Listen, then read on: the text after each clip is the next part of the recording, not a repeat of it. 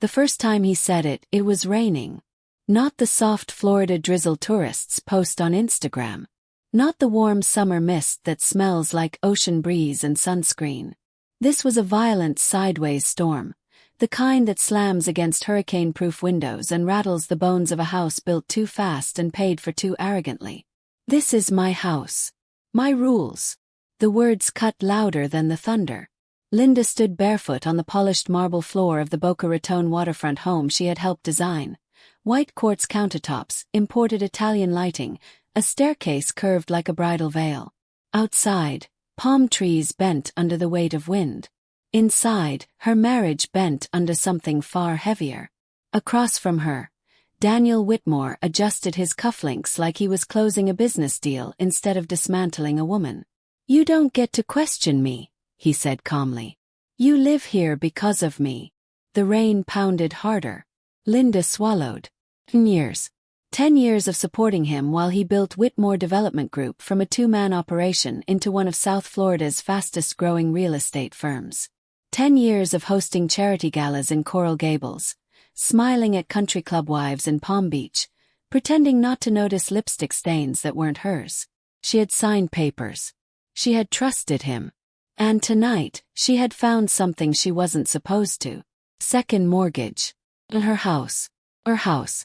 But according to the deed Daniel had just shown her, freshly printed, still warm from his office printer, it wasn't hers anymore. He had refinanced it under his name only. "You forged my signature," Linda whispered. Daniel gave a small, patronizing laugh. "It's called power of attorney, sweetheart. Remember?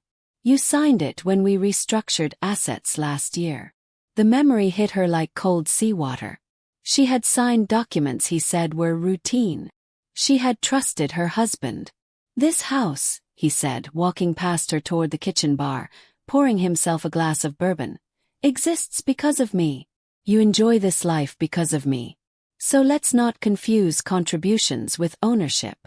Lightning flashed, illuminating his reflection in the floor-to-ceiling windows. For a second she saw him clearly. Not the charming developer, not the charity sponsor, not the handsome man in tailored navy suits. Just a man who believed control was love. Linda's voice trembled, but she forced it steady. "You don't get to erase me." Daniel took a slow sip. "Watch me."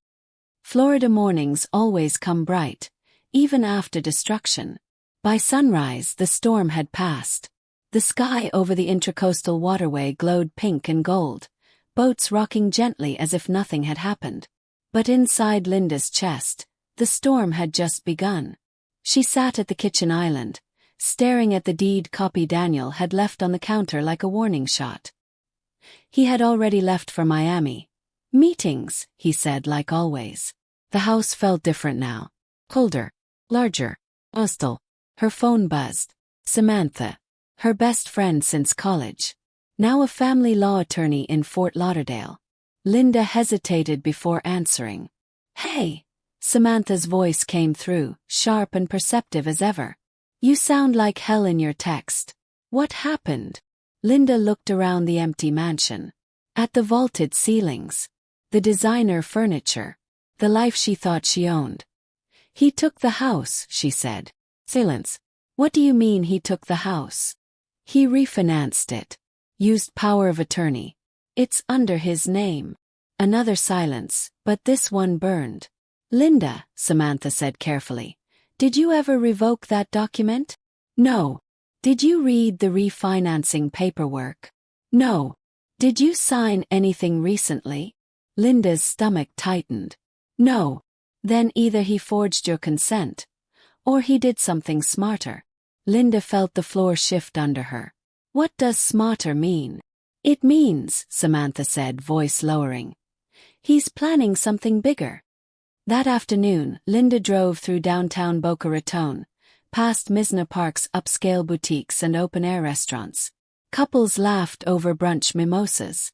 College kids from FAU crossed intersections in flip-flops. Life moved forward like nothing was wrong. She parked outside Whitmore Development's glass office tower. Her husband's name gleamed in silver letters across the lobby wall. She had never felt like a guest before. The receptionist looked surprised. "Mrs. Whitmore. Daniel's in a board meeting. I'll wait." But she didn't. Instead, she walked toward Daniel's private office. She knew the security code. She knew the rhythm of this building. She had helped him pick the art hanging in these hallways. Inside his office, Miami skyline photos lined the walls. Projects completed. Projects sold. Projects she now realized were never really theirs. She moved to his desk. Of course. But Daniel had one flaw. Arrogance makes men predictable. She opened the bottom drawer instead. Inside was a slim black folder labeled Expansion Gulf Coast. Linda frowned. Whitmore Development had no Gulf Coast expansion. She opened it. Property acquisitions. Liquidation strategies. Asset shielding structures. And one line that made her blood freeze. Transfer of primary marital residence upon dissolution trigger. Dissolution. Divorce. He wasn't just protecting assets. He was preparing to leave her. And he was making sure she walked away with nothing. Her reflection stared back at her in the glossy paper. Wide-eyed, betrayed, humiliated. Footsteps echoed outside. Linda shut the folder, sliding it back just as Daniel's office door swung open. He stopped mid-step when he saw her. For a brief moment, barely a flicker, she saw something in his eyes. Not guilt. Calculation. "You shouldn't be here," he said calmly. "I built this with you." He closed the door behind him. "You supported me." She held his gaze. "You're planning to divorce me." Daniel's jaw tightened, but he didn't deny it. "That's not how I would phrase it." "How would you phrase it?" He stepped closer, lowering his voice. "Strategic separation." Linda almost laughed. "You're unbelievable."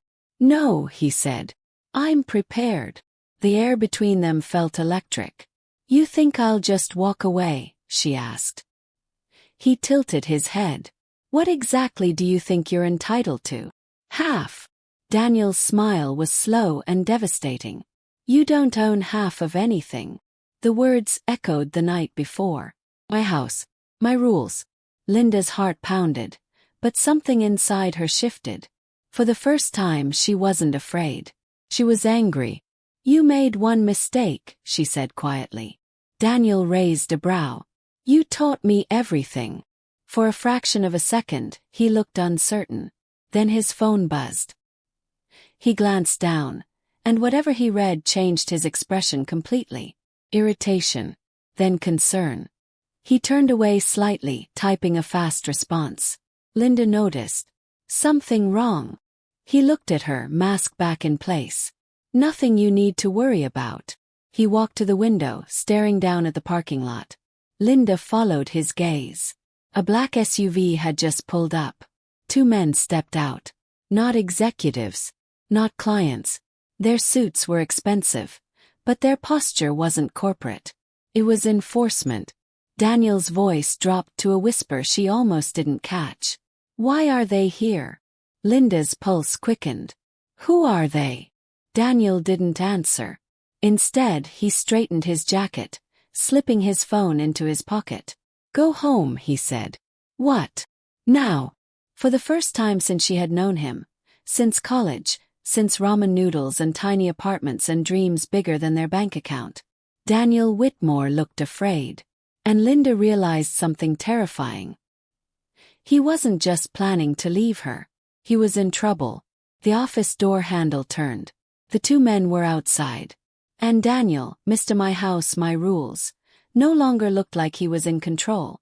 Linda stood frozen as the door slowly opened. One of the men stepped inside.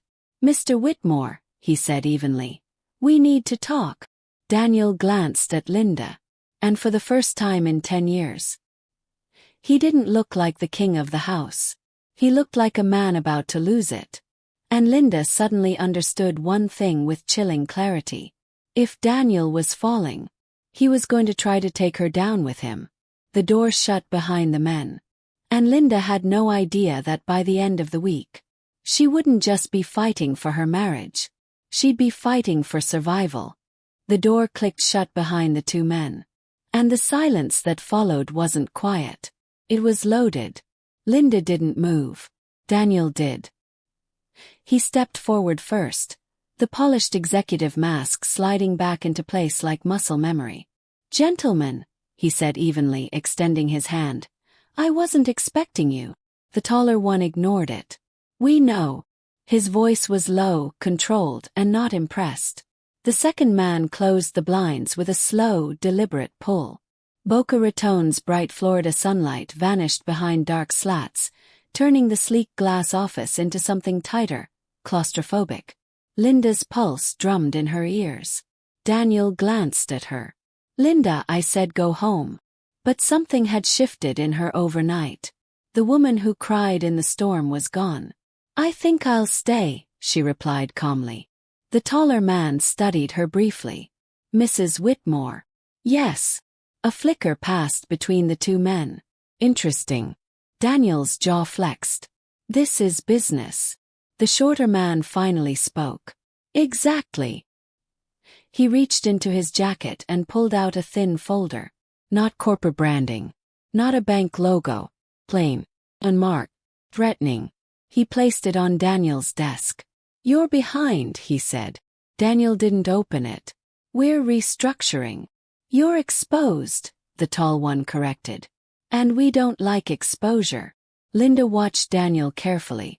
The confident real estate mogul was calculating again, but this time not from a position of power. From a corner. "How much?" Daniel asked quietly. Linda's stomach dropped. "How much?" The shorter man gave a humorless smile. "You already know." Daniel exhaled through his nose. 3 weeks, the tall one said. "After that we collect differently." Collect differently. The phrase lingered like a blade. Linda's voice cut in before she could stop herself. "Collect what?" All three men looked at her. Daniel's expression hardened. "Enough." But the shorter man seemed almost amused. "Your husband leveraged personal property as collateral," he said casually. Linda's throat went dry. "Personal property," she repeated. The tall one answered. "The house." The room tilted. Daniel shot them a sharp look. "We agreed that wasn't necessary." "You agreed," the tall man said. "We didn't." Linda felt the air leave her lungs. The house wasn't just refinanced. It was collateral. "For what?" "What did you do?" she whispered. Daniel didn't look at her. The men stepped back toward the door. 3 weeks, the tall one repeated. "Or we start with assets." The door opened. Before leaving, the shorter man glanced at Linda one last time. "You might want to read what you signed." The door shut. And this time it echoed. For a long moment, neither of them spoke. The office felt smaller. The air heavier. Linda stared at Daniel. "You used our house as collateral for loan sharks." Daniel slammed his palm against the desk. "They are private lenders. Stop spinning it." His breathing was controlled but tight. "It was temporary liquidity." "For what?" Silence. "For what, Daniel?" He finally looked at her. Not with arrogance. With frustration. "Expansion." "Gulf Coast," she shot back. His eyes flickered. So she had seen the folder. "You went through my desk. You were planning to erase me." "You don't understand how this works," he snapped. "You've never understood scale. And you've never understood consequences." The words hung there. Daniel walked toward the window, pulling the blinds open. Florida sunlight flooded back in, almost mocking the darkness that had filled the room moments ago. "They won't touch the house," he muttered. "You can't guarantee that." "I can handle this." Linda shook her head slowly. "That's what you always say."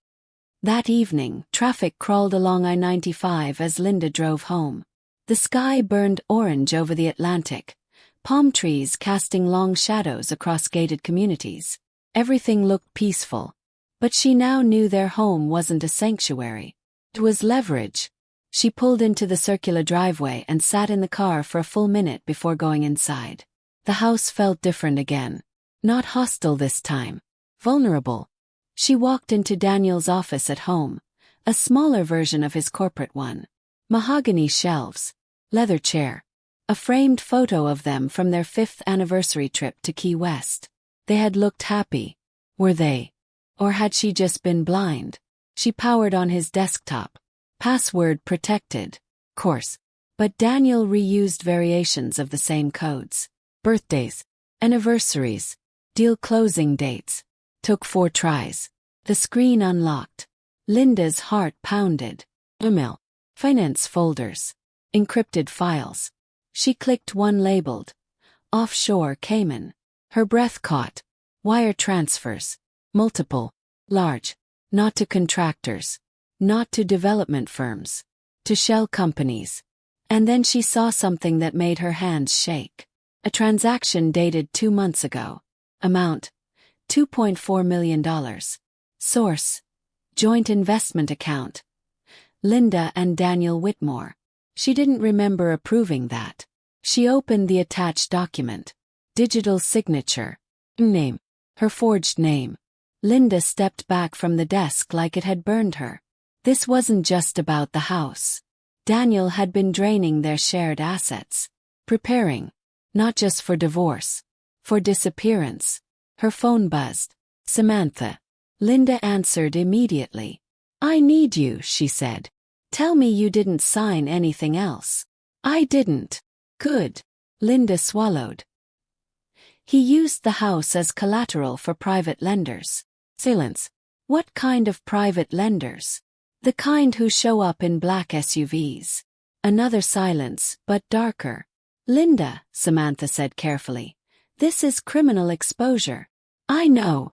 And if he defaults, they take assets. Or worse. Linda closed her eyes. I saw offshore transfers. Okay. Samantha's voice shifted into lawyer mode. Listen to me very carefully. Do not confront him about that yet. He already knows I suspect something. Suspecting and knowing are different. If he thinks you have proof, he'll move faster. Move where? Out. Linda looked around the massive, echoing house. He's planning to disappear. Yes. And leave me holding what? Debt, Samantha said quietly. And potentially liability. The reality hit like a second storm. If Daniel defaulted. If lenders came after assets. If authorities investigated. Her name was on everything. Or had been. Until he removed it. Thought sparked. What if he didn't remove me from everything? She asked slowly. What do you mean? What if he needed my name on certain accounts for leverage? Samantha paused. Then you might still have legal access. Linda's mind raced. 3 weeks, she whispered. What? They gave him 3 weeks. Linda. He thinks he controls everything. Linda, don't do anything reckless. She looked at the staircase. At the chandelier she picked. At the home she curated. He said, my house. My rules. Her jaw tightened. What if it's not his anymore? She murmured. Linda. But she was already thinking 3 moves ahead. If Daniel defaulted, lenders would seize collateral. If she could remove the collateral. If she could legally separate assets first. If she could trigger dissolution before he did. She walked back to the desk. Opened another file. Insurance. Trust structures. The house was placed into a revocable trust 6 months ago. Trustees. Daniel Whitmore and. Her heart stopped. Linda Whitmore. Joint trustees. He had needed her signature for appearance. But he never removed her authority. He thought she wouldn't check. He thought she wouldn't understand. He thought she wouldn't fight. Footsteps echoed downstairs. Daniel was home. Her pulse spiked. She quickly emailed copies of the financial records to a new secure account Samantha had once set up for her. Just in case. The front door shut. Linda. Daniel called. She logged out, powered down the computer, and stepped out of the office just as he entered the foyer. He looked tense. More tense than she had ever seen him. How was your day? She asked lightly. He studied her face. Suspicious. Busy. She nodded toward the kitchen. Dinner. Not hungry. He loosened his tie, walking past her toward the stairs. Daniel. He stopped. If something's coming, she said evenly, you should tell me. He turned slowly. I told you. I can handle it. She held his gaze. Can you? For a split second, something raw flickered across his face. Fear. Then it was gone. You worry too much. He continued upstairs. Linda stood alone in the foyer. The house felt quieter now. But inside her, something was roaring. 3 weeks. He thought he had 3 weeks to secure himself. He had no idea she had just found the trust clause. He had no idea she now had the power to freeze, transfer, or restructure the primary asset, legally. He had no idea the woman he dismissed as support had been paying attention for 10 years. Upstairs, a door shut. Linda looked up toward the second floor. You said this is your house, she whispered into the empty space. Her reflection stared back from the marble floor. My rules. But rules can change. Especially when the other player finally learns the game. She picked up her phone and texted Samantha. I found leverage. The reply came seconds later. Then we move first. Linda looked around the mansion one more time. Not as a wife. Not as a victim. But as someone about to rewrite ownership. Upstairs, Daniel was making calls. Downstairs, Linda was making plans. And neither of them realized. The black SUV wasn't the only thing watching the house that night. Across the street, under the shadow of swaying palms, headlights idled quietly, waiting. 3 weeks had just become a countdown, and someone else had just entered the game. The headlights didn't move. They just sat there. Crossed the street. Engine humming softly. Windows tinted dark enough to swallow faces whole. Linda stood behind the sheer living room curtains, barely breathing. Florida nights were rarely silent. Distant traffic from A1A, palm fronds rustling in warm Atlantic wind, the faint hum of boats along the intracoastal. But tonight everything felt paused. Watching. Upstairs, Daniel's voice carried faintly through the balcony doors. He was on the phone again. I said I'll cover it. I don't need pressure right now. Another pause. You think I don't know what's at stake? Linda stepped back from the window. 3 weeks. But judging by his tone, Daniel didn't have 3 weeks. He had fear. And fear made powerful men sloppy. Her phone vibrated softly. Samantha. You still awake? The text read. Linda typed back. He's spiraling. 3 dots appeared instantly. Good. Linda almost smiled. The next morning broke heavy and humid. A thick Florida heat clung to everything, even at 8 a.m. The sky was pale blue, cloudless, deceptive. Daniel was already dressed when she came downstairs. Navy suit. Crisp white shirt. Perfectly composed. Too composed. I'll be late, he said, adjusting his Rolex. Meetings? She asked casually. Investors. She nodded anyway. As he reached for the door, she added lightly. Daniel. He turned. If something collapses, don't let it bury both of us. His jaw tightened. I told you. I've got it handled. The door shut behind him. Linda waited 30 seconds. Then she walked straight to the trust documents Samantha had helped her print overnight. Revocable trust. Joint authority. Emergency dissolution trigger clause. Daniel had structured it to protect himself from lawsuits. He had never imagined needing protection from her. She dialed Samantha. It's active, Linda said. You're sure? Yes. Clause 14b. If one trustee demonstrates financial recklessness that endangers shared assets, the other trustee can initiate protective restructuring. Samantha inhaled slowly. That's nuclear. He already launched nuclear. Linda, once you pull that trigger, he'll know. Good. There was a pause. You ready for war? Samantha asked quietly. Linda looked around the kitchen she designed. The house she curated. The life she invested in. I've been in it for years, she said. By noon, Linda was in Fort Lauderdale at Samantha's law office overlooking Las Olas Boulevard. Boats drifted through canals outside glass windows, tourists strolling in linen outfits, unaware that empires were quietly collapsing inside conference rooms. Samantha slid a stack of papers across the table. This initiates asset freeze under trustee authority. Temporary. Legal. But aggressive. Linda picked up the pen. Her hand didn't shake. You understand, Samantha added carefully. He'll retaliate. He already did. Linda signed. Ink on paper.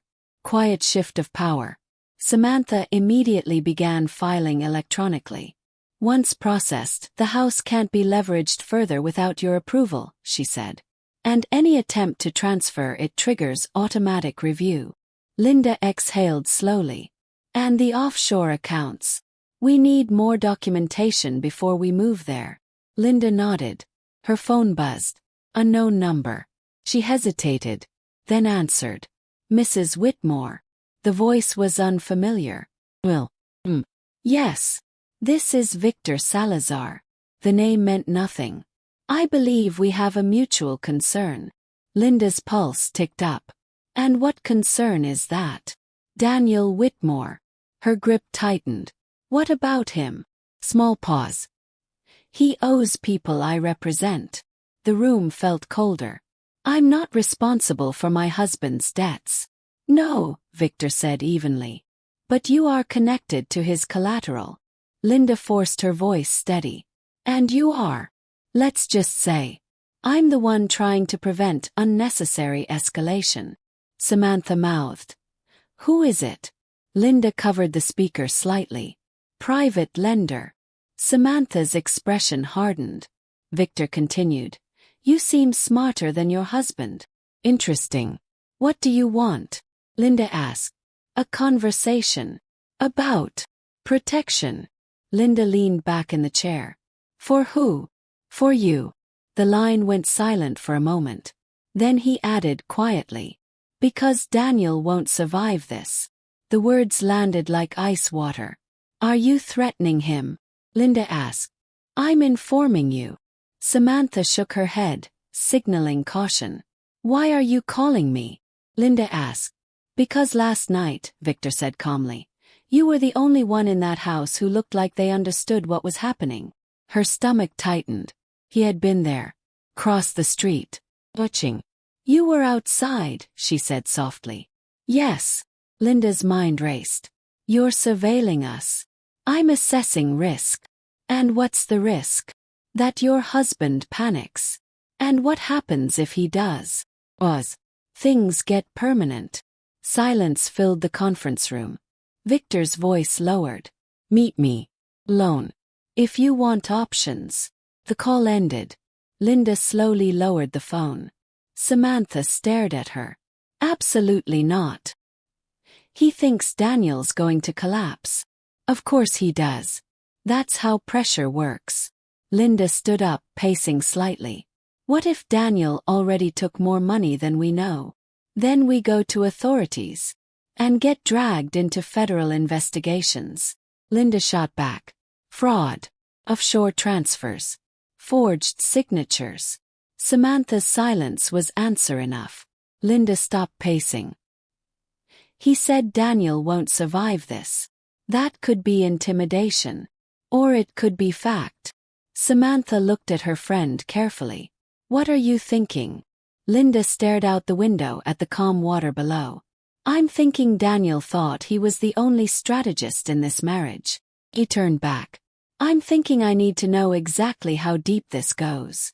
That night, Daniel didn't come home. No text. No call. Linda sat alone at the long dining table, untouched dinner growing cold. The house felt enormous again, but not empty. Anticipating. Her phone buzzed at 10:47 p.m. Unknown number. She answered. Tomorrow, Victor said. 7 p.m. The Rusty Pelican. Key Biscayne. Patio seating. That's in Miami.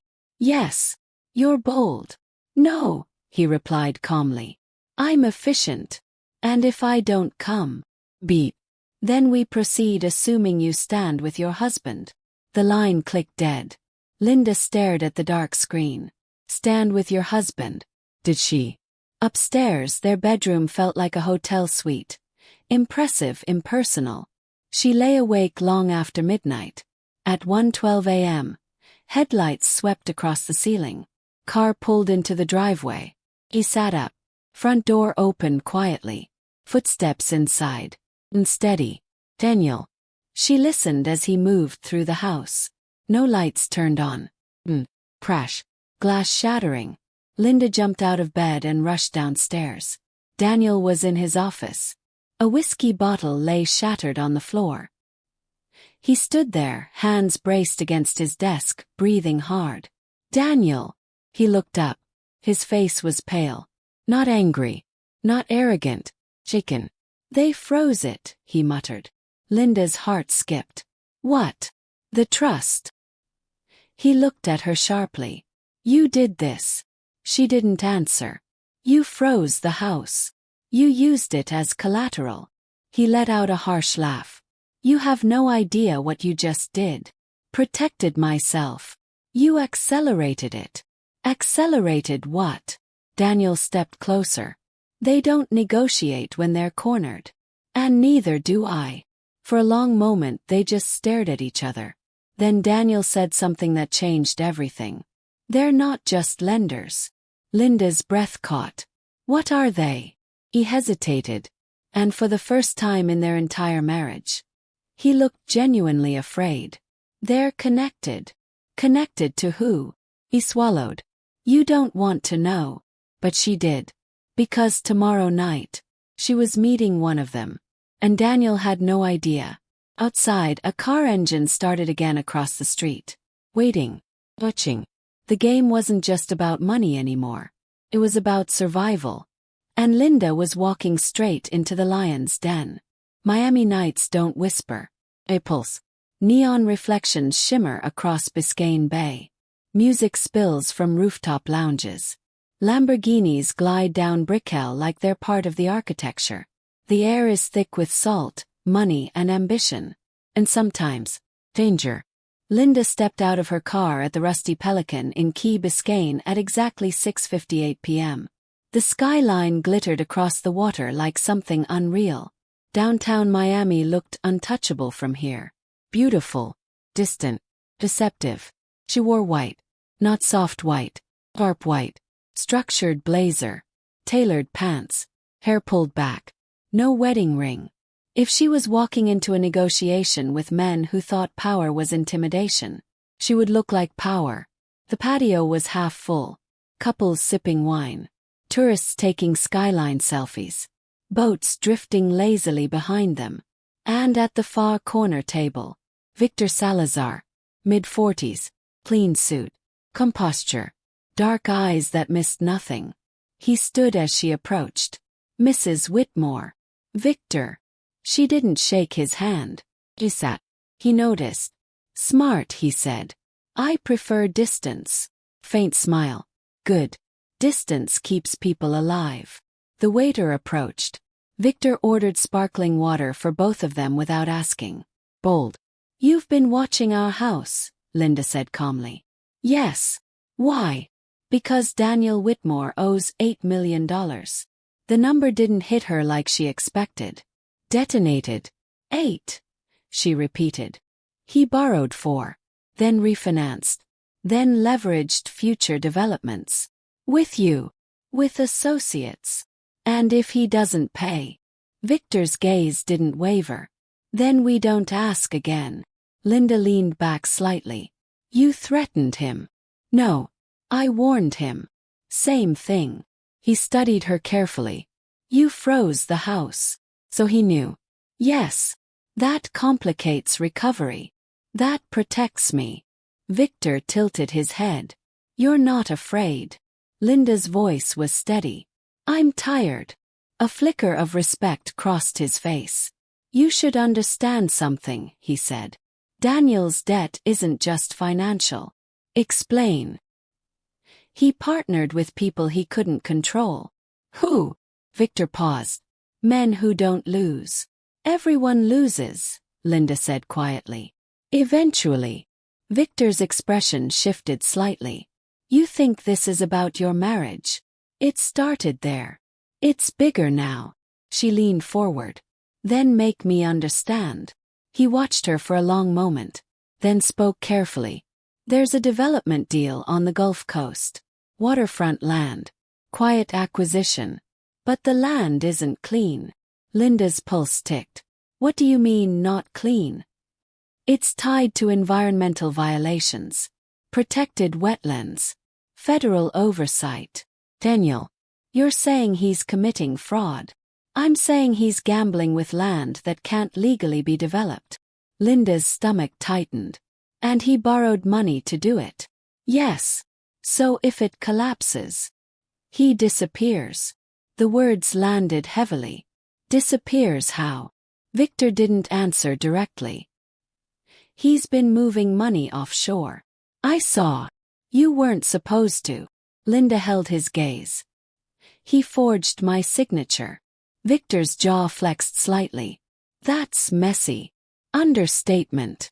He leaned back. You're not like him. You don't know me.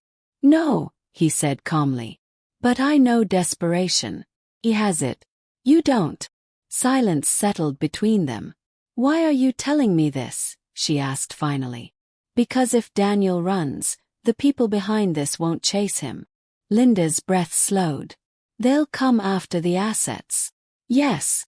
And that includes me. Yes. There it was. The truth without performance. She absorbed it slowly. So what do you want? She asked. Victor's voice lowered. Information. On. His contingency plan. You think he has one? I know he does.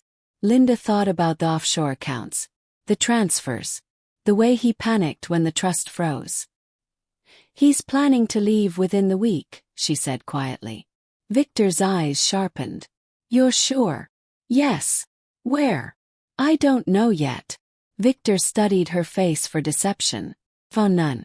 You give me that location, he said carefully, and I make sure you're removed from this. Removed how? Legally. She almost laughed. You don't strike me as the legal type. I prefer efficiency. Linda folded her hands calmly. And if I refuse? Victor didn't blink. Then you're collateral. The skyline glittered behind him. Beautiful. Cold. She let the silence stretch. You said Daniel won't survive this, she said quietly. That depends. On what? Whether he chooses pride or strategy. Linda felt something twist in her chest. Years. Was there anything left to save?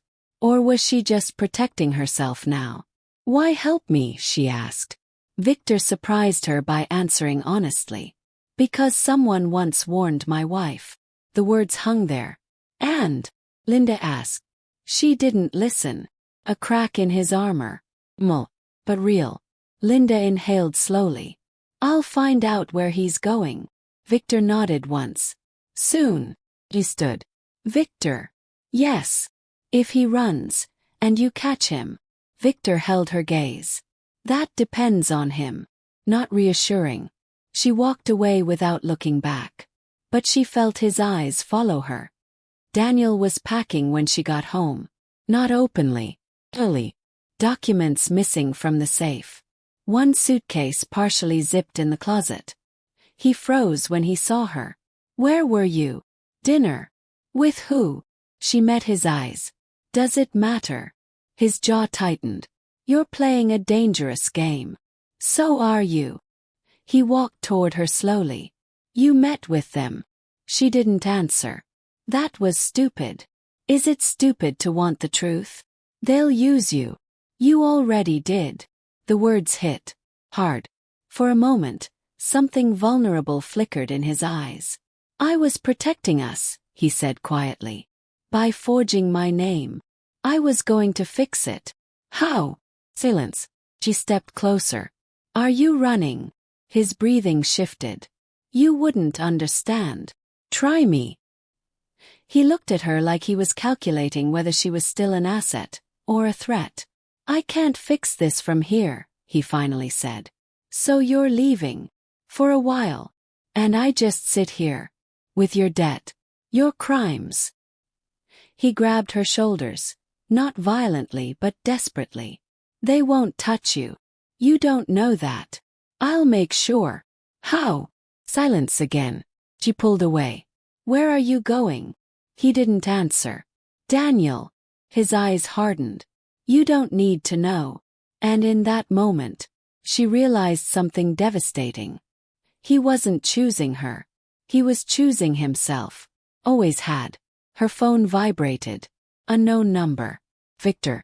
She ignored it. Daniel saw the screen. That's them. Yes. His expression darkened.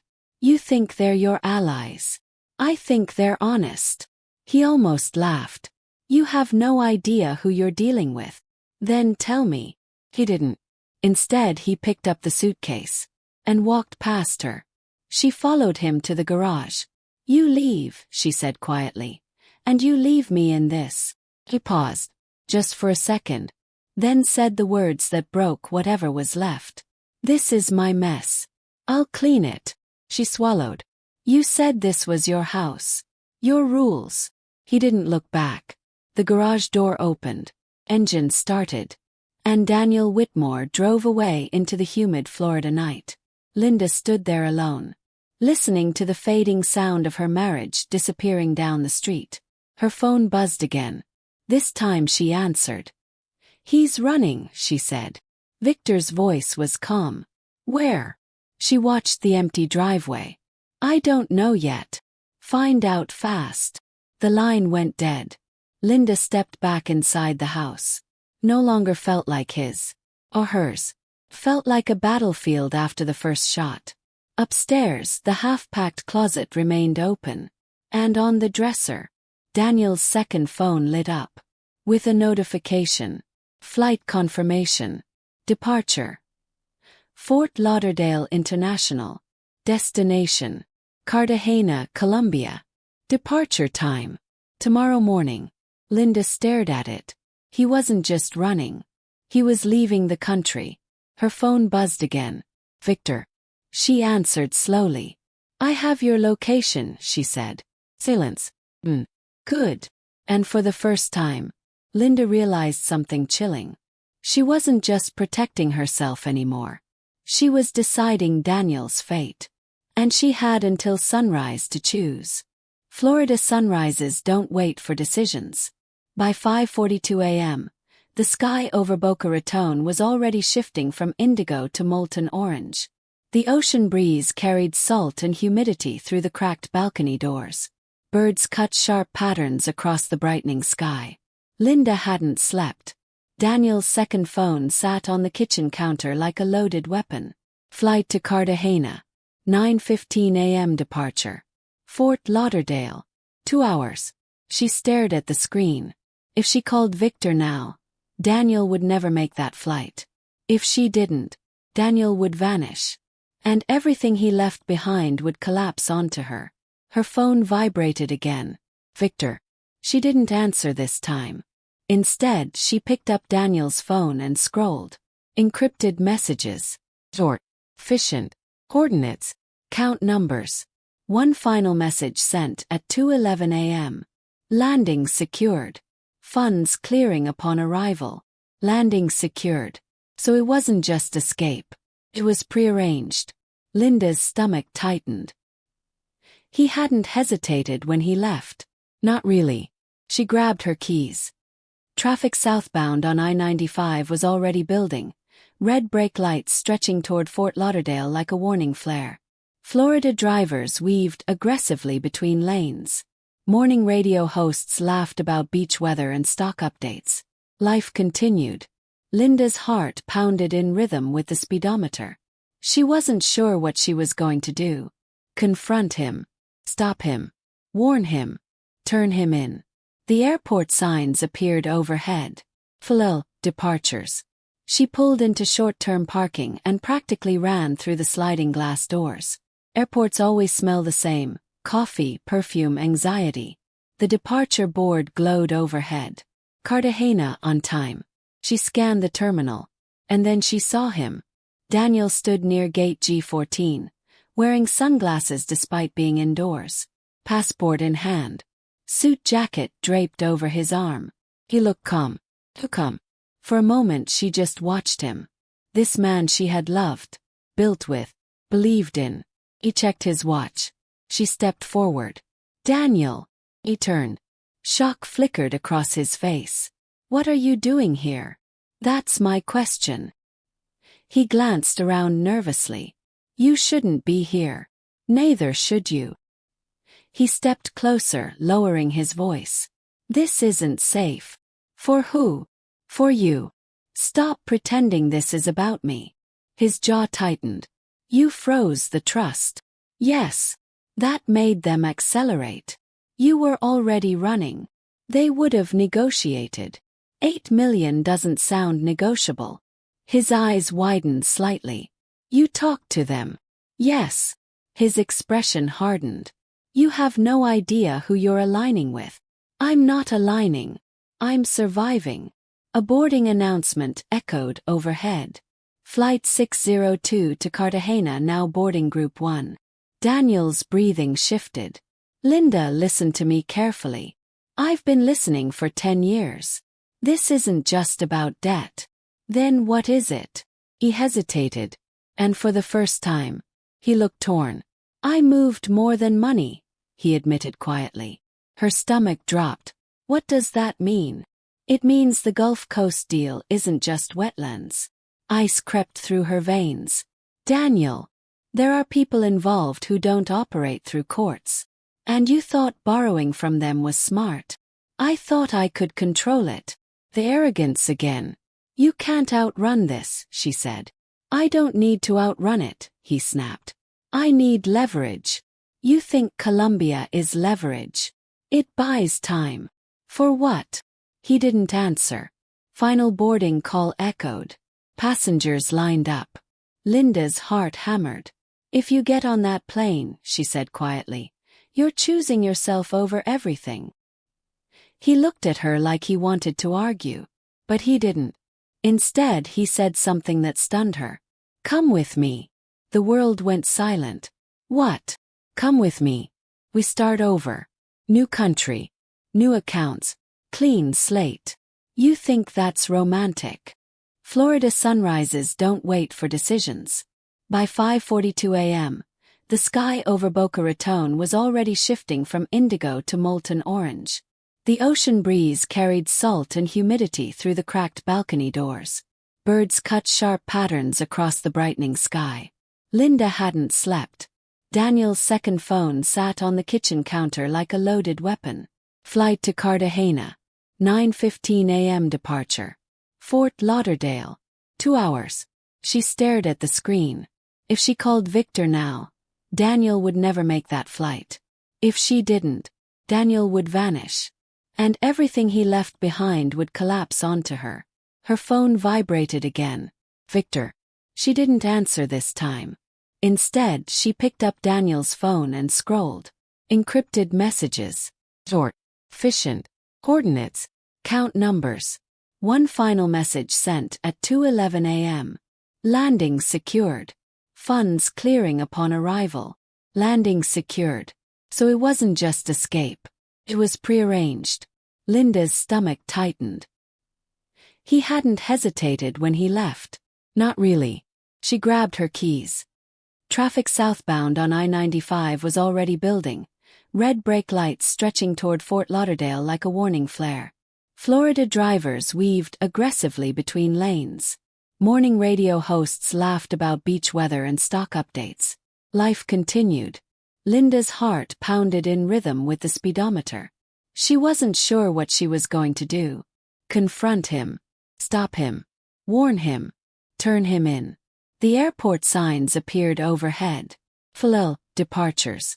She pulled into short-term parking and practically ran through the sliding glass doors. Airports always smell the same: coffee, perfume, anxiety. The departure board glowed overhead. Cartagena on time. She scanned the terminal. And then she saw him.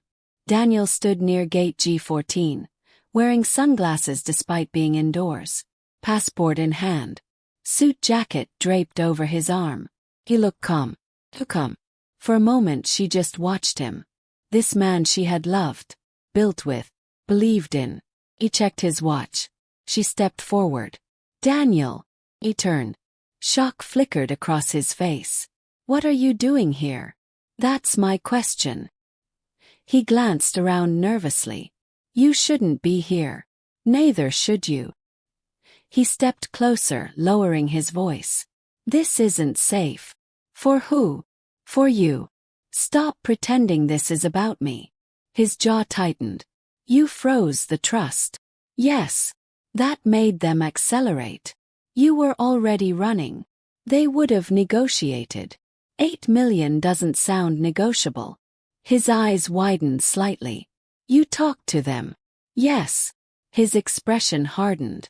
You have no idea who you're aligning with. I'm not aligning. I'm surviving. A boarding announcement echoed overhead. Flight 602 to Cartagena now boarding Group 1. Daniel's breathing shifted. Linda, listen to me carefully. I've been listening for 10 years. This isn't just about debt. Then what is it? He hesitated. And for the first time, he looked torn. I moved more than money, he admitted quietly. Her stomach dropped. What does that mean? It means the Gulf Coast deal isn't just wetlands. Ice crept through her veins. Daniel, there are people involved who don't operate through courts. And you thought borrowing from them was smart. I thought I could control it. The arrogance again. You can't outrun this, she said. I don't need to outrun it, he snapped. I need leverage. You think Colombia is leverage. It buys time. For what? He didn't answer. Final boarding call echoed. Passengers lined up. Linda's heart hammered. If you get on that plane, she said quietly, you're choosing yourself over everything. He looked at her like he wanted to argue, but he didn't. Instead, he said something that stunned her. Come with me. The world went silent. What? Come with me. We start over. New country. New accounts. Clean slate. You think that's romantic? It's survival. At what cost? He stepped closer. You think they won't come for you if I stay? They already are. Exactly.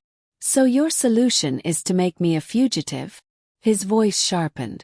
You'd rather trust them. I'd rather trust the law. He almost laughed. The law can't protect you from this. And you can. Silence. Boarding gate door beeped. Last call. He looked at her one final time. Linda. I did this for us. No, she said quietly. You did this for you. Long beat.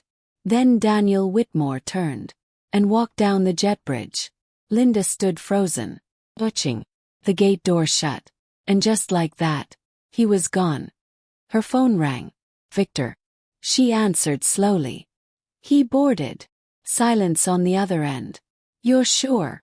Yes. Was. Interesting. That's it. No, Victor said calmly. That complicates things. How? He wasn't supposed to leave. Linda's breath caught. What does that mean? It means he didn't have permission. Cold realization spread through her chest. You said he could disappear. He could, Victor replied evenly. If he paid first. Her pulse spiked. So now what? Another pause. Now, Victor said quietly. We escalate. The line went dead. Linda stood in the airport, surrounded by strangers hugging goodbye and sipping Starbucks. And somewhere over the Atlantic, her husband was flying toward something he thought he controlled. She drove home in silence. By the time she reached Boca, the sky was blazing blue. The house looked normal, peaceful. She stepped inside and immediately knew something was wrong. The living room felt disturbed. A drawer slightly open. Picture frame crooked. Her breath slowed. She walked toward Daniel's office. The safe was open. Me. Her phone vibrated again. But this time, it wasn't Victor. It was Samantha. Linda, she said urgently. Turn on the news. Linda grabbed the remote. Local Miami station. Breaking news banner. Federal authorities raid multiple development sites tied to Whitmore Development Group. Her blood ran cold. Footage flashed across the screen. Men in FBI jackets. Yellow tape around a Gulf Coast property. Reporters shouting questions. Photo of Daniel. Sources indicate potential environmental fraud, illegal land acquisition, and financial misconduct. Her knees weakened. This just escalated to federal, Samantha continued. They froze corporate accounts this morning. Linda stared at the screen. They're saying Daniel may have fled the country. Her heart stopped. A knock echoed through the house. Not aggressive, measured, official. She turned slowly toward the front door. Another knock. Mrs. Whitmore. A male voice called. Federal Bureau of Investigation. The world narrowed.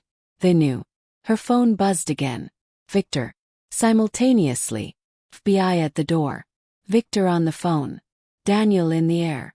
Linda stood in the center of the house he claimed as his, and realized something monumental. This wasn't revenge anymore. This was control. And for the first time, she had it. The knock came again. Mrs. Whitmore. Her phone kept vibrating in her hand. Two forces. Two futures. One choice. And whatever she did next would determine who owned the house. And who survived the fallout. The knocking didn't stop. It was calm, rhythmic, patient. Not the kind of knock that asks. The kind that already knows. Linda stood in the center of the living room. Sunlight pouring through 20-foot windows. Marble floors cool beneath her bare feet. Her phone vibrated in her hand. Victor's name flashing across the screen again and again. FBI at the door. Daniel somewhere over the Atlantic. $8 million. Offshore accounts. Fraud. And a house that was no longer just property, but leverage. Mrs. Whitmore. The voice called again. We have a warrant. A warrant. The word settled everything. This wasn't fear anymore. This was clarity. Linda declined Victor's call. Then she walked to the door and opened it. Two agents stood on the porch.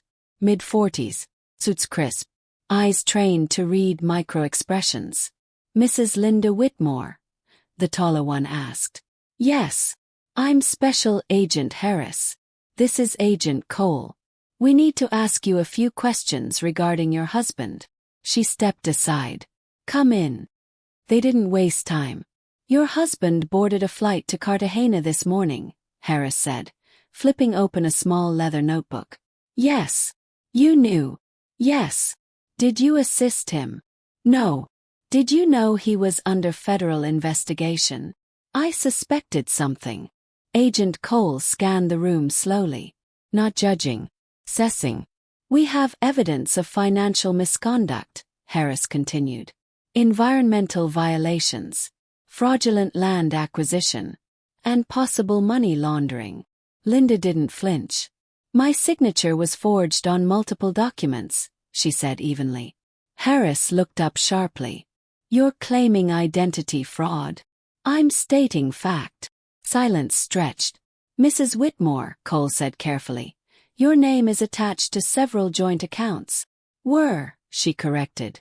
I froze the trust yesterday under joint trustee authority. That got their attention. You froze it. Harris repeated. Yes. Why? Because I discovered my husband leveraged our primary residence as collateral without my informed consent. The agents exchanged a quick glance. Harris closed his notebook slowly. Do you have documentation? Linda walked to the dining table where a folder already sat. Prepared. I anticipated this visit. She handed it over. Copies of forged transfers. Trust freeze filings. Screenshots of offshore accounts. Email trails she had forwarded to secure storage. Harris flipped through pages. His expression shifted. You came prepared. I don't like being blindsided. Cole studied her carefully. When did you realize he was planning to flee? Last night. And you didn't stop him. Linda held his gaze. Would he have stopped if I asked? Silence. Harris closed the folder. Mrs. Whitmore, if you cooperate fully, there may be leniency. For what? For proximity. She almost smiled. I was married to him, not his accomplice. Cole nodded slightly. That may be true. Harris handed back the folder. We'll be in touch. They left as calmly as they arrived. The door shut, and the house felt different. Not threatened. Cleared. Her phone vibrated again. Victor. This time she answered. They were there, she said. Yes, he replied calmly. We're aware. We. Slight pause. You think federal investigations happen overnight? Her stomach tightened. You tipped them. I accelerated them. Why? Because Daniel boarding that plane forced timing. Linda stepped toward the window, staring at the empty street. You said escalation. Yes. You used me. No, Victor said evenly. You used the situation. Quiet standoff through the phone line. He won't land free, Victor continued. What does that mean? It means authorities were informed before departure. Her pulse quickened. You coordinated with the FBI? Indirectly. You're not just a lender. No. Silence stretched. What are you? She asked. Another pause. Someone who cleans financial messes before they become international problems. Her mind connected pieces rapidly. Private lenders. Federal timing. Environmental fraud. Daniel borrowing from men who don't lose. You were investigating him before the debt, she said slowly. Yes. And the loan. Leverage. I slid down her spine. You trapped him. No, Victor corrected. He trapped himself. Beat past. And me. You were collateral until you chose not to be. The truth burned, but it empowered. So what happens now? She asked. Now he lands. 3 days later the news exploded. Daniel Whitmore was detained upon landing in Cartagena under provisional request from U.S. authorities. Pending extradition. Financial crimes. Environmental violations. His photo flashed across every major network. The same man who once stood in tailored suits cutting ribbons at charity events now looked smaller behind foreign security. Linda watched it all from the living room. But she didn't feel destroyed. She felt steady. Samantha sat beside her.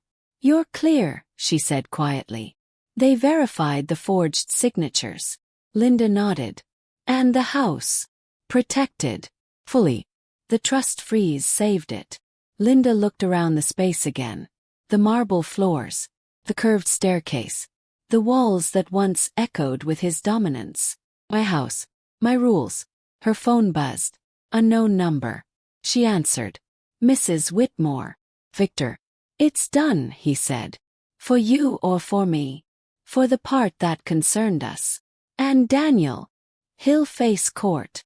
And the debt. Victor's tone was almost neutral. Resolved. How? Let's say, assets were reallocated. A long silence. You never cared about the money, she said softly. I care about balance, he replied. And now you decide what you want. The line ended. 6 months later. Florida sunlight poured over the intracoastal again. But this time, the house was different. The marble floors remained. The structure unchanged. But the energy had shifted. Whitmore development signage had been removed from the downtown Boca Tower. In its place, new name. Whitmore Environmental Restoration Group. Linda stood in a navy dress at the ribbon-cutting ceremony. Reporters gathered. Local officials applauded. What inspired this pivot? One journalist asked. She smiled calmly. Accountability, she said. And second chances. Samantha stood off to the side, proud. The Gulf Coast land Daniel once tried to illegally develop. It was now designated protected wetlands under a rehabilitation initiative Linda personally funded using legally recovered assets. Not revenge. Restoration. That night, Linda walked alone through her home. No tension. No surveillance. No secrets. She paused in the foyer where it had all begun. The storm. The words. "This is my house. My rules." She smiled softly. 'Cause now. It was. Not because of control. Not because of leverage. But because she chose strength over fear. Integrity over escape. Power over pride. Her phone buzzed one last time. A message from an unknown encrypted contact. Balance restored. No name. No signature. She didn't reply. Instead, she walked to the balcony. Florida air wrapped around her, warm and alive. Boats drifted peacefully across the water. The world kept moving. And Linda understood something deeply now. Power isn't about who claims the house. It's about who stands when it shakes. Daniel tried to rule through dominance, through secrecy, through fear. But in the end, he lost everything because he believed control was ownership. Linda didn't win because she destroyed him. She won because she refused to destroy herself. She built something better from the ruins. And as the sun dipped below the Atlantic horizon, the house stood tall. Not his, not theirs, hers, her rules, her name, her future. And this time, no one was watching from the shadows.